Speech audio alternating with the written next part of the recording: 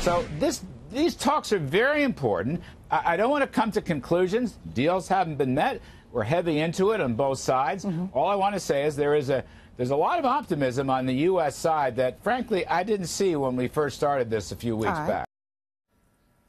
Really?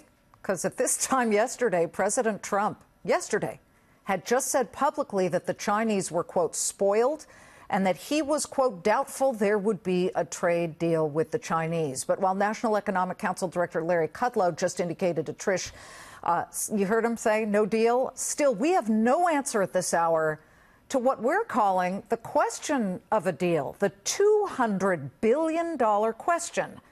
Who leaked to the press yesterday what now appears, if you believe the Chinese, to be a totally made-up agreement that China offered to slash its trade surplus with the U.S. by $200 billion. The Chinese denying overnight such an offer was ever made, but the suspense is literally killing U.S. businesses. John Frisbie would know. He understands businesses' pain. He's the president of the U.S.-China Business Council, which represents some 200 American companies that do business in China. John, 5:38 p.m. Eastern Time yesterday, news hit the wires from an anonymous White House official that China had offered the U.S. this massive olive branch in the trade war, that it would reduce the U.S. trade deficit with China, currently $375 billion, by $200 billion. What was your first thought when you heard the initial report? Well, I wouldn't get too hung up on the number, and that was my initial reaction as well. We all know, I think, that 2 weeks ago today in Beijing, when the U.S. team was over there, it was leaked out that the U.S.'s opening ask was for a reduction in the trade deficit by $200 billion. I don't know that the Chinese are going to be able to go all the way to that number, or that they even would as a negotiation, but I'm pretty sure they're willing to go part of the way there. I think the good news, perhaps today, is that my understanding was the talks were supposed to end at noon, but they've extended. So if that means they're making progress, great. But what number they end up with, I'm not sure is the important answer that we're all looking for from the business community's point of view. Yeah. We'd like to see a couple of things. There's a big focus this week in these talks on short-term transactional issues, right? So the trade deficit and tariffs, agriculture, and the ZTE sanctions, perhaps. Yeah.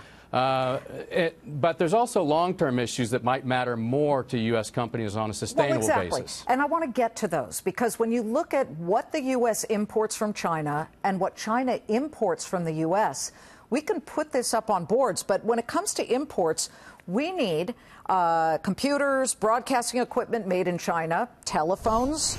Of course, there's the ZTE phone, stuffed animals. I mean, a lot of tchotchkes come in from China. Right. Furniture, which is a lot less expensive when it's made. And then what they buy from us, it's kind of a shorter list. Soybeans, we know sorghum, which is that gluten-free grain, planes, aircraft, and cars. So I just look at, I'm dying to know what your companies, whom you represent, are saying to you in the last 24 hours when they at least thought there might be some type of deal. Well, if it's going to be primarily a short-term transactional focus this week, that may be okay. It's always fine to sell more. We hope it wouldn't be one-offs. We hope it just wouldn't be a checkbook settlement and everybody goes home. As I said, we want to make sure we get into the longer-term issues. But I think the important thing about maybe having some short-term success this week is that maybe it'll get the two sides to back away from the tariff threats. And the business community would definitely appreciate that outcome. But then we have to quickly, I think, move towards having some serious negotiations with the Chinese on those structural issues around market access, around protection of intellectual property, and so on. Those are the issues that matter to U.S. companies over the long term. I would imagine, of course. But what really matters is that they are able to get their material that they use to create their made-in-America equipment and certainly products without it costing a lot more. I know that you took a survey of your members, and some of the things that came out I found were very interesting. And among them, I think 48% of the companies you surveyed really like expanding their resources in China. They're actually growing there because they see much better growth. Then I saw that 68% say growth prospects in China for American companies are better than anywhere else on the planet. And then finally, what you just alluded to, 94%, and this is the suspicious part, they are very suspicious of China because that intellectual property, their special, what makes their companies run, their secrets, they're worried that the Chinese are stealing them.